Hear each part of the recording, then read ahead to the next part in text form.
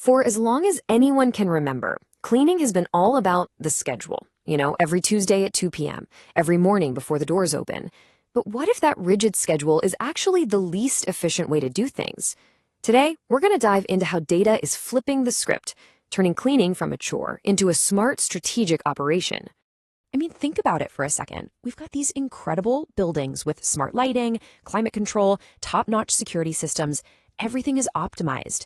And yet, when it comes to keeping them clean, we're often just guessing. A fixed schedule is really just a guess about when and where cleaning is needed. It's this huge disconnect, and frankly, it's costing businesses big time in money, supplies, and even visitor satisfaction. So, the heart of the problem really comes down to this one thing, the old-school time-based schedule. It's a one-size-fits-all approach, and let's be honest, that just doesn't work in a world that's all about precision and efficiency. And this comparison just lays it all out perfectly. On the left, you've got the old way. Staff checking soap dispensers that are still half full, cleaning floors that are already spotless. It's a huge waste of time and resources, all while a super high-traffic area might be completely ignored.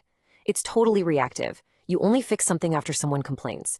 But now, look at the right, the new data-driven way. You act based on what's actually happening in real time.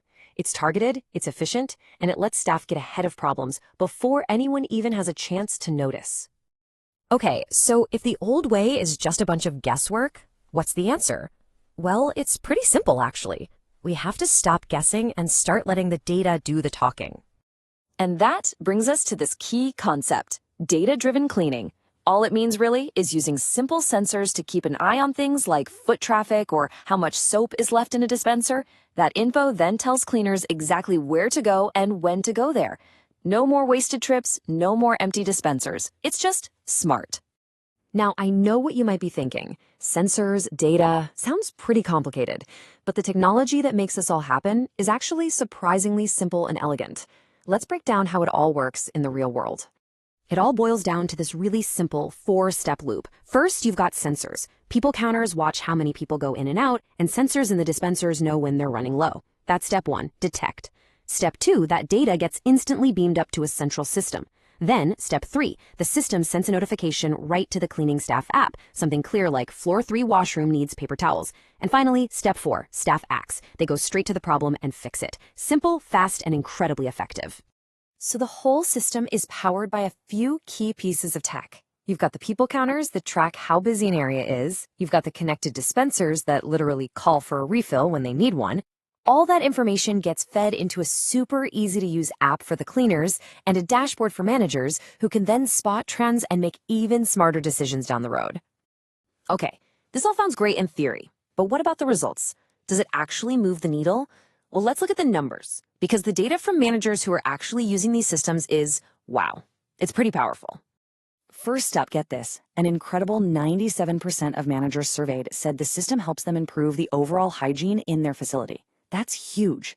By focusing on the areas that need it most, you're not just cleaning more efficiently, you're actively making the whole place safer and healthier. And what about the people using the building? Well, with better hygiene comes fewer complaints. A full 75% of managers said they saw a drop in negative feedback. That's what happens when you solve problems before people even know they exist. It's proactive management at its absolute best. And maybe this is the ultimate stamp of approval, right? A staggering 93% of people using the system would recommend it to others.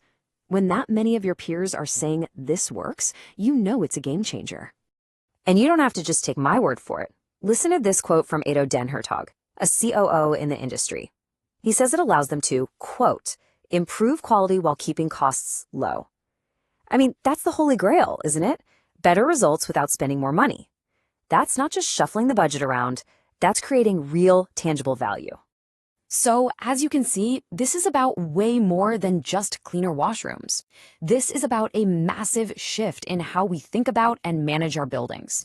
This is just one piece of a much bigger, much more connected future.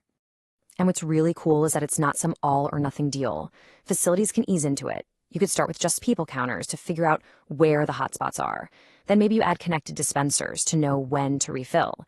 Or you can go all in with the full system for completely need-based cleaning. It's designed to scale with you. So here's the real takeaway, the thing to remember. We are watching cleaning transform right before our eyes. It's going from being a necessary cost, a line item on a budget, to becoming a strategic, data-driven part of management that actually makes the building better for everyone. It's a really powerful shift, and it leaves us with one final, exciting question to chew on. If this kind of real-time data can completely reinvent something as basic as cleaning, what else is out there? If we can use data to perfect the washroom, what can we fix next?